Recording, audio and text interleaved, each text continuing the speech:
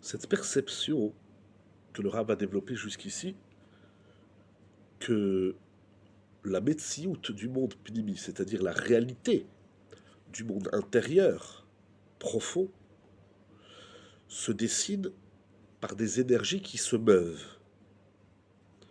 Ceci, le montage se construit sur deux notions.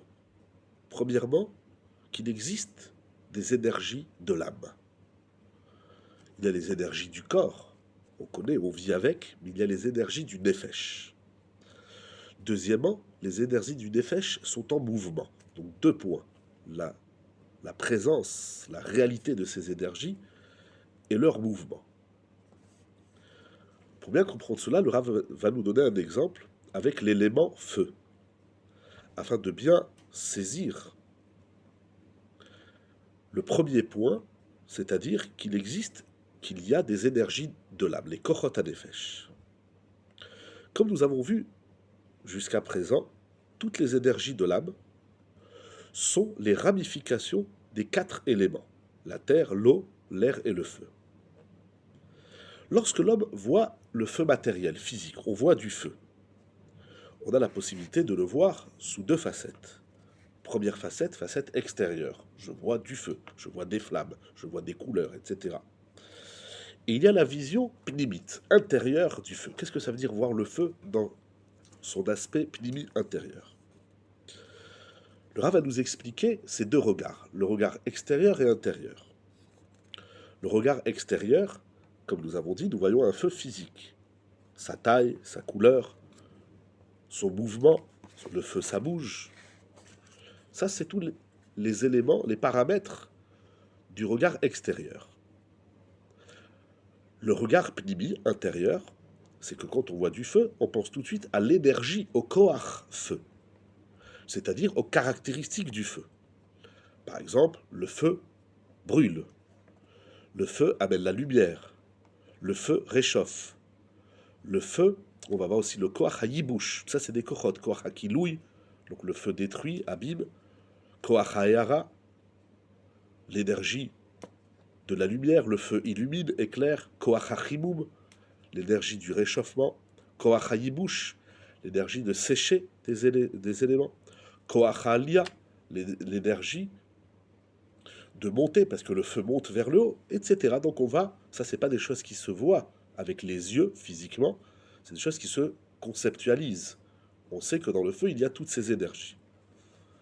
Si l'homme regarde toute chose par ce regard intérieur, il a la possibilité d'identifier dans toute chose les énergies qui le composent. Et lorsque l'homme identifie une énergie particulière, il a la possibilité de comprendre quelle est la racine, quelle est sa racine de ce koach dans ses arba yesodot. Ça veut dire, je vois un élément, je le regarde physiquement et je le perçois dans son aspect intérieur.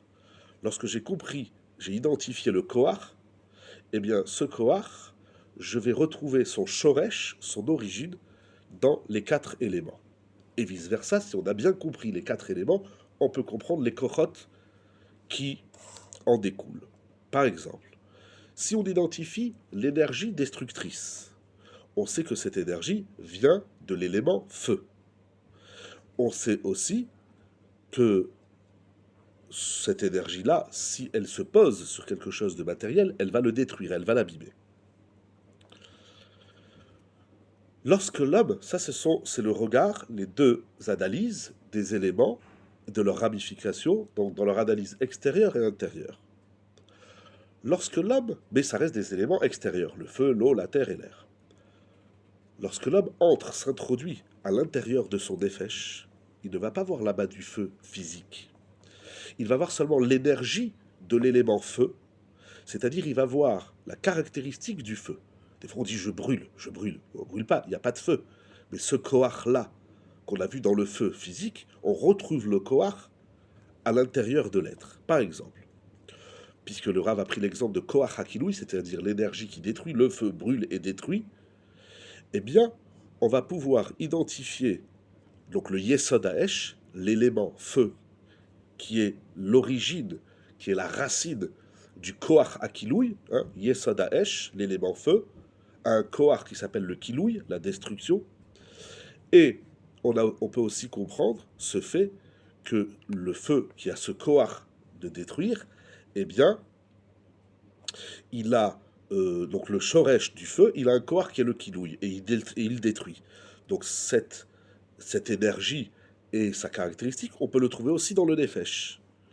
C'est-à-dire on peut le voir aussi bien dans l'aspect physique, matériel, dans le monde de l'action, mais également à l'intérieur de l'être. Et ainsi de suite pour tous les autres éléments. Dans le nefesh de l'homme, il n'y a pas la terre physique, il n'y a pas non plus l'eau physique ou l'air physique, matériel. Mais dans l'être, à l'intérieur du nefesh, se trouvent les énergies de l'élément terre, de l'élément eau et de l'élément air. Le Rav dit dans la note, celui qui veut acquérir ce mode de réflexion, de construction, il peut voir, et donc il veut acquérir les kochot qui se trouvent dans toute chose, il peut faire des exercices et penser déjà définir le corps. C'est-à-dire il se passe quelque chose, un élément, une personne, un épisode, quelle que soit la chose qui se passe, on va s'exercer à en extraire le koach. Quel est le koach qui a mis en action, en mouvement, ce qui s'est produit? Et au fur et à mesure, on va identifier les kochot qu'on apprend de l'extérieur, et après on va essayer de les retrouver en soi.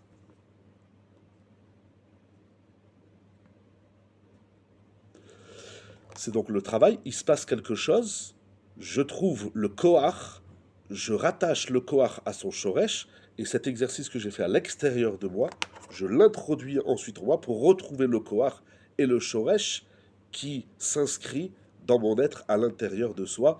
On commence à rentrer dans l'intériorité de l'âme, dans l'intériorité de l'être, qui est la connaissance de soi et l'authentification de son être.